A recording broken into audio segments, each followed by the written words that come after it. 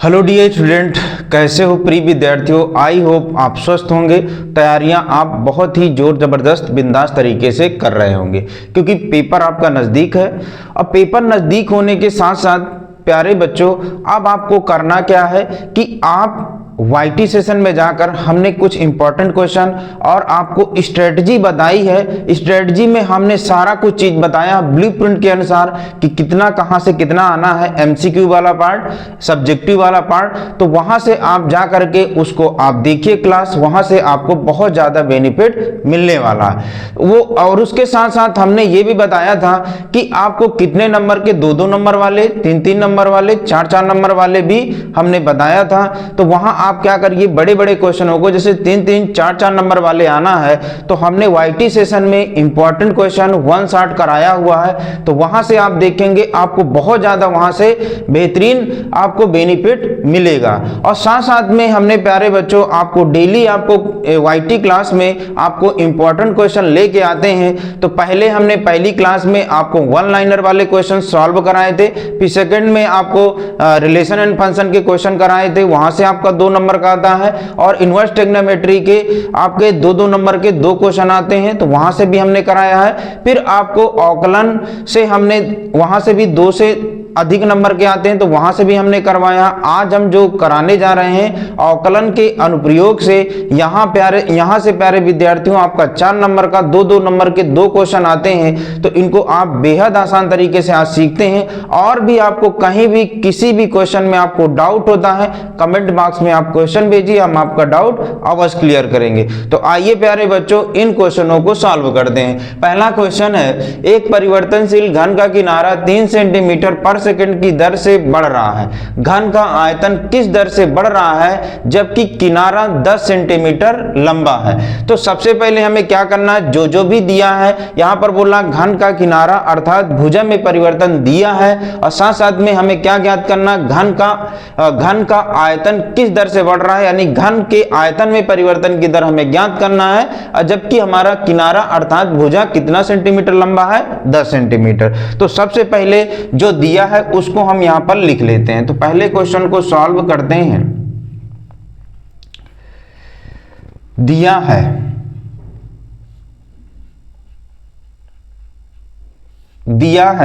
क्या दिया है, सबसे पहले यहां दिया है कि घन का किनारा किस दर से बढ़ रहा है।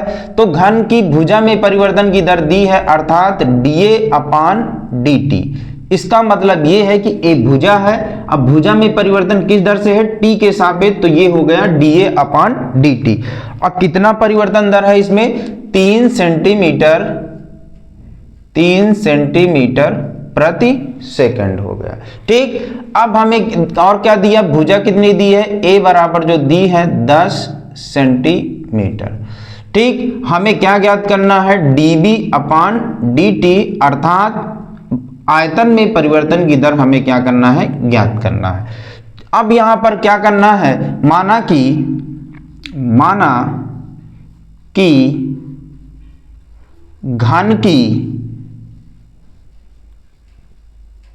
घन की भुजा A तथा आयतन B है, इसलिए घन का आयतन बराबर होता है, घन का आयतन अर्थात B बराबर जो होता है वो घन का आयतन क्या होता है, A³ अर्थात भुजा का क्यूब। अब हमें क्या करना है, t के सापेक्ष अवकलन कर देना। तो यहां लिखेंगे t के सापेक्ष अवकलन करने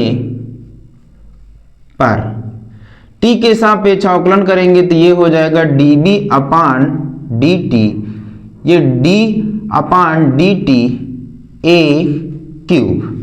अब हमें क्या करना है कि इसका जब अवकलन करेंगे तो dB/dt, और इसका अवकलन करेंगे तो हम t के सापेक्ष कर रहे हैं तो घात का होगा, तो ये हो जाएगा 3a²। और जब a का करेंगे तो क्या हो जाएगा dA/dt। dt। ये आपका भुजा में परिवर्तन की दर है और जो ये आपका क्वेश्चन में दी गई है। तो यहाँ हमें निकालना है dv upon dt 3a। a का मान कितना दिया है, भुजा यानी किनारा कितना था 10 सेंटीमीटर, तो 10 का स्क्वायर। dA अपान dt कितना था हमारा 3 सेंटीमीटर प्रति सेकंड था, तो यहाँ 3 कर लेंगे। अब dv upon dt equal to 3 त्रिकाई 9 और 10 का स्क्वायर करेंगे तो कितना हो जाएगा 100 हो जाएगा। गुणा कराएंगे तो ये आपका 900। अब घन है तो क्या हो जाएगा सेंटीमीटर, ठीक, क्यूब, सेंटीमीटर क्यूब प्रति सेकंड, ठीक। आयतन का अब हमारा यहाँ पर क्या यूनिट चल रही सेंटीमीटर, तो सेंटीमीटर क्यूब, अब टी का क्या हो जाएगा सेकंड हो जाएगा। इस प्रकार से हमारा dv अपान dt अर्थात घन में आयतन की परिवर्तन की दर हमारी आ गई। यही हमें क्या करना था, ज्ञात करना था। तो इस प्रकार से प्यारे बच्चों ये 2 नंबर का क्वेश्चन आता है, आपको स्टेप बाय स्टेप करना, कहीं भी आपके नंबरिंग कटने के चांसेस नहीं रहेगी। आइए अगले क्वेश्चन पर चलते हैं। इस क्वेश्चन को हम क्या कर देते हैं, इरेज कर देते हैं। आई होप ये आपको समझ में आ गया होगा। इसको आप चाहें तो नोट डाउन भी कर सकते हैं।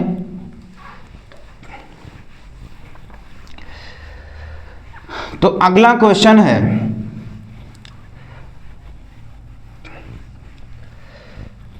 अगला क्वेश्चन है सेकंड नंबर। क्या दिया है, fx इक्वल टू 3x के पावर 4 प्लस 4x के power cube minus 12x square plus 12 द्वारा प्रदत्त फलन के स्थानीय उच्चतम एवं स्थानीय निम्नतम मान हमें क्या करना है, ज्ञात करना है। तो सबसे पहले हम इसको सेकंड को हल करते हैं। जो दिया है, क्या दिया है, fx बराबर जो आपका फलन दिया है 3x के पावर 4 प्लस 4x के power 3 minus 12x square plus 12। अब हमें यहाँ पर स्थानीय उच्चतम और न्यूनतम के लिए हमें क्या करना पड़ेगा, अवकलन करना पड़ेगा। तो हम यहाँ करेंगे x के सापेक्ष अवकलन करने पर, तो अवकलन करेंगे तो क्या हो जाएगा, f dash x equal to इसका कितना हो जाएगा 4 तिहाई 12 x के घाते 3 प्लस 3 चौक 12 x के घाते 2 फिर 12 दूनी 24 x। अचर पद का अवकलन क्या होता है 0, तो आप उसका लिखना चाहें तो लिख सकते हैं, नहीं लिखना चाहें तो नहीं लिखेंगे। अब यहाँ पर f डैश x बराबर क्या हो जाएगा, आप यहाँ से चाहें तो 12 कामन ले लें, x भी सभी जगह मिल रहा है तो x भी कामन ले सकते हैं। तो यहाँ हो जाएगा x स्क्वायर, ये आपका कितना हो जाएगा x, ठीक। और यहाँ 12 दूनी 24 माइनस का 2। अब इसके फैक्टर करना है, गुणा करे तो 2 आए, जोड़ घटा दे तो 1 आ जाए, तो 2 1 नम 2, 2 में से 1 जाएगा तो 1 आ जाएगा, क्योंकि हमें मध्य का मान कितना चाहिए 1 चाहिए। तो यहाँ पर क्या हो जाएगा 12x x स्क्वायर और यहाँ पर क्या करेंगे 2x माइनस 2 हो जाएगा। अब 2 के पेयर बना लेंगे तो ये हो जाएगा 12x, इस पेयर में से x कॉमन है तो x प्लस 2। अब यहाँ पर देखेंगे तो ये वाले पेयर में माइनस का चिन्ह आगे है तो माइनस है, तो यहाँ पर कॉमन आएगा तो माइनस का 1 कॉमन, जहाँ कुछ कॉमन ना हो तो ये हो जाएगा x माइनस प्लस 2 हो जाएगा। तो इस प्रकार से इसके क्या हो जाएंगे, फैक्टर हो जाएंगे। तो 12x इसका हो जाएगा x प्लस 2 x माइनस 1 हो जाएगा। अब हमें क्या करना है कि क्रांतिक मानों के लिए यहाँ लिखेंगे क्रांतिक मानों के लिए, क्रांतिक मानों के लिए f डैश x बराबर क्या करना पड़ेगा 0 के बराबर मानना पड़ेगा। तो 0 के बराबर मानेंगे तो यहां से आपका क्या प्राप्त होगा 12x x plus 2 x minus 1, ठीक, इक्वल टू 0। तो 12x बराबर एक बार 0 करेंगे तो x का मान यहाँ सिंपली 0 प्राप्त हो गया। फिर x प्लस 2 बराबर 0 करेंगे तो x बराबर माइनस 2 प्राप्त हो गया। फिर x माइनस 1 बराबर 0 तो x का मान आपका कितना प्राप्त हो गया 1 प्राप्त होगा। इस प्रकार से हमें x की यहाँ पर 3 वैल्यू प्राप्त हो रही है। अब यहाँ पर हम देखेंगे संख्या रेखा को अगर हम यहाँ दर्शाएं तो संख्या रेखा में इनको दर्शाने के लिए तो ये क्या होता है, प्लस का इनफाइनाइट होता है, ये माइनस का, सॉरी इधर क्या होता है, माइनस का इनफाइनाइट होता है, माइनस का इनफाइनाइट, इधर क्या होता है, प्लस का इनफाइनाइट। जीरो को अगर फिक्स कर ले तो जीरो के हमारा बाएं साइड जो संख्याएं होती हैं वो आपके ऋणात्मक होती हैं और दाएं साइड क्या होती हैं, धनात्मक होती हैं। तो अब धनात्मक की बात करेंगे तो धनात्मक में हमारा यहाँ पर क्या है, ऋणात्मक में देखेंगे तो यहाँ माइनस का 2 है, ये आपका माइनस का 2 है, और ऋणात्मक में माइनस का 2 है, धनात्मक में क्या है, 1 है। अब यहाँ पर हम चेक करें कि पीछे से अगर हम यहाँ चेक करें कि प्लस के इनफाइनाइट और प्लस के 1 के बीच में कोई भी हम यहाँ पर वैल्यू ले ले, मान लीजिए हम यहाँ पर 2 ले रहे हैं, 2 लेंगे तो 2 में से 1 जाएगा 1, यहाँ 2 2 कितना हो गया 4, यहाँ रखेंगे तो 12 दूनी 24। अगर हम इसका गुणा कराएं तो हमें कैसी वैल्यू मिल रही है, एक धनात्मक मान प्राप्त हो रहा है, तो हम यहाँ लिखेंगे ये क्या हो जाएगा, प्लस हो जाएगा।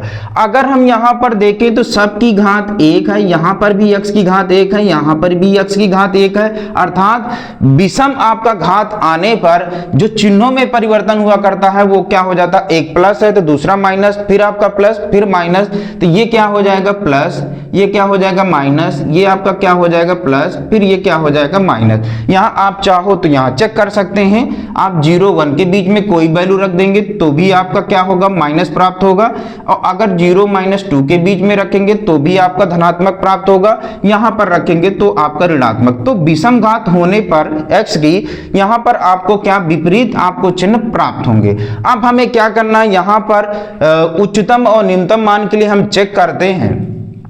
तो सबसे पहले हमें क्या करना है कि x बराबर, यहां लिखेंगे x बराबर -2 और x बराबर 1 पर। अगर x बराबर -2, x बराबर 1 पर देखें तो चिन्ह हमारा प्लस से माइनस की तरफ बदल रहा है। अगर हम x बराबर -2, x बराबर 1 पर देखें तो साइन जो हमारा माइनस से प्लस की तरफ बदल रहा है। इसके कहने का मतलब ये है कि जब चिन्ह माइनस से प्लस की तरफ बदलता है तो आपका f' का मान क्या होता है, उच्चतम निम्नतम प्राप्त होता है, और अगर प्लस से माइनस की तरफ बदलता है तो आपका उच्चतम मान प्राप्त होता है। तो यहां लिखेंगे चूंकि x बराबर -2, x बराबर 1 पर f' का मान या का चिन्ह माइनस से प्लस बदल रहा है,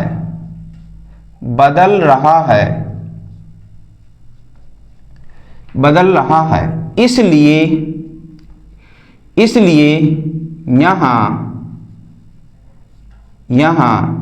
f' का मान स्थानीय निम्नतम होगा। ठीक, अब यहां पर हमने देखा कि हमारा माइनस से जब प्लस की तरफ बदलेगा तो स्थानीय निम्नतम होगा, अगर प्लस से माइनस की तरफ बदलेगा तो स्थानीय उच्चतम प्राप्त होगा। अब हमें क्या करना है, इनके मान ज्ञात करना है फलनों का। तो हम क्या करेंगे, f'। अब x बराबर हमें क्या रखना, -2 रखना है, तो यहां पर 2 रख देंगे, फलन हमारा ये दिया है तो यहां रखेंगे तो क्या प्राप्त होगा, 3 -2 के पावर 4, फिर 4 -2 के पावर 3 -12 और 2 के पावर कितना हो जाएगा 2, अब प्लस 12 हो जाएगा। यहां पर करेंगे तो 2 का 4 बार करेंगे गुणा, माइनस है तो समघात है तो आपका प्लस ही प्राप्त होगा। 16 ती कितना होगा 48 हो जाएगा। ये आपका कितना है, विषम घात है, 2 का 3 बार गुणा करेंगे तो 8 आएगा, माइनस का 8 चौक कितना हो जाएगा 32 हो जाएगा। यहाँ 2 दूनी 4 और 12 चौक कितना हो गया 48, तो माइनस का 48 और प्लस का क्या हो जाएगा 12। तो यहाँ पर प्लस माइनस कैंसिल आउट हो जाएंगे, तो ये आपका कितना बचेगा माइनस का 20। तो एक हमारा न्यूनतम मान कितना प्राप्त हो गया, जब हमने -2 रखा तो आपका 20 प्राप्त हो गया। तो एक हमारा न्यूनतम मान ये प्राप्त हो गया। फिर अगला हमें निकालना है एफ डैश, क्या रख दें 1 रख दें। तो 1 रखने पर क्या होगा, यहाँ पर रख देना है, तो 3 1 के घाते 4 प्लस 4 1 के घाते 3 माइनस 12 1 के घाते 2 प्लस का 12 हो जाएगा। अब यहां पर रखेंगे तो ये क्या हो जाएगा, 1 का 4 जितना घात हो जाएगा 1 ही प्राप्त होगा। यहां पर भी आपका 4 ही होगा, ये 12 हो जाएगा, ये आपका कितना होगा 12। ये दोनों कैंसिल आउट हो जाएंगे, तो 4 3 कितना हो गया 7 प्राप्त हो गया। तो एफ डैश अगर हम 1 रख रहे हैं तो हमारा कितना प्राप्त हो गया 7। तो यहां पर हमें 2 न्यूनतम मान प्राप्त हो रहे हैं, क्योंकि हमें वो भी ज्ञात करना था, स्थानीय उच्चतम स्थानीय न्यूनतम मान ज्ञात करना था। अब हम अगले पॉइंट पर चलेंगे। अगला पॉइंट है आपका x बराबर 0 पर। तो यहां लिखेंगे चूंकि x बराबर 0 पर, अब 0 देखेंगे तो आपका 0 पर, अब चिन्ह देखिएगा 0 पर क्या है, प्लस से माइनस की तरफ बदल रहा है। तो देखिए जब हमने बताया था माइनस से प्लस की तरफ बदलता है तो स्थानीय न्यूनतम मान प्राप्त होता है, और यहां प्लस से माइनस की तरफ बदल रहा है तो यहां पर स्थानीय उच्चतम मान प्राप्त होगा। तो यहां लिखेंगे चूंकि x बराबर 0 पर f डैश पर f डैश x का चिन्ह प्लस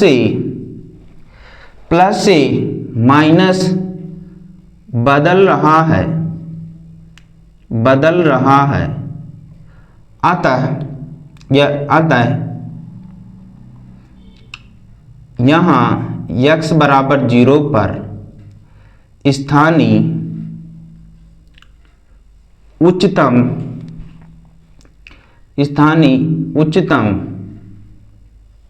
मान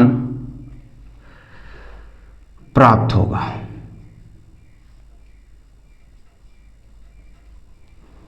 ठीक है, अब यहां पर हमें उसका मान ज्ञात करना है, तो हम क्या करेंगे, स्थानीय उच्चतम का मान किस पर निकालना है 0 पर, तो यहां रख देंगे f डैश 0। तो यहां पर रखेंगे तो ये आपका हो जाएगा 3 0 के पावर 4 प्लस 4x 0 के पावर 3 माइनस 12 0 के पावर 2 प्लस 12। अब यहाँ पर 0 कितना भी गुणा कराएंगे, फिर गुणा कराएंगे तो ये भी 0 हो जाएगा, ये भी आपका 0 हो जाएगा, ये भी आपका 0 हो जाएगा, प्लस 12। तो यहाँ पर 0 0 पर जोड़ने घटाने पर आपका 0 होगा, तो क्या प्राप्त हुआ 12। तो f डैश x पर क्या मान स्थानीय उच्चतम मान है, और ये आपका क्या है स्थानीय न्यूनतम है। तो यहाँ लिख सकते हैं ये आपका क्या है स्थानीय उच्चतम मान। ठीक, और ये आपका क्या थे दोनों स्थानीय निम्नतम मान। तो इस प्रकार से हमें क्वेश्चनों को सॉल्व करना है। अगर आप स्टेप बाय स्टेप करेंगे तो क्वेश्चन आपका रॉन्ग नहीं होगा, बेहद आसान तरीके से सॉल्व हो जाएगा। तो प्रिय विद्यार्थियों, आपको रिवीजन के दौरान, कहीं भी आपको प्रैक्टिस के दौरान आपको कहीं भी प्रॉब्लम होती है, कमेंट बॉक्स में आप क्वेश्चन भेजिए, और साथ साथ में जो भी आपका टाइम बचा है यहाँ पर आप क्या करिए कि आप YT सेशन में जाकर जो हमने इंपॉर्टेंट क्वेश्चन कराया है उनको रिविजन करिए। साथ साथ में आप 3 से 4 साल के PYQ यानी प्रीवियस ईयर के क्वेश्चन सॉल्व करिए। आई होप आप बहुत अच्छा पेपर करके आएंगे। हमारी तरफ से आपको बहुत ही बेहद आपका गुड लक, और कोई भी प्रॉब्लम हो क्वेश्चन अवश्य भेजिए। थैंक्स।